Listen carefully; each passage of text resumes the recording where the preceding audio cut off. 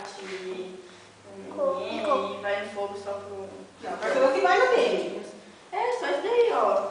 No pão, daí vai granulado, eu esqueci de colocar. O chocolate, coco, leite em pó e leite condensado. E Aí Dani? ficou pretinho. Nossa, mas vocês fazem um dedo que tá todo gigante, gente. Vocês querem matar lá, hein? É verdade. Oi? Já vai ser pequeno. Olha, deixa eu dar o primeiro motivo. Todos eles você deu o primeiro. Foi seguro. Não, embaixo eu deixei. Justamente por que você acha que eu deixei ele morder primeiro?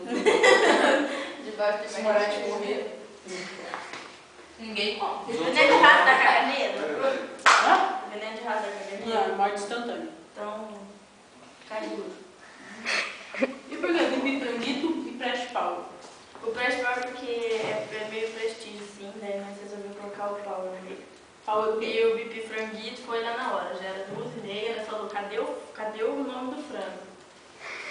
Aí a gente ia colocar broncia, sei lá, eu tava franguito, mas daí era muito complicado. Aí eu falei, bipi franguito, beleza, fechou, todo mundo deu risada, mas foi pronto.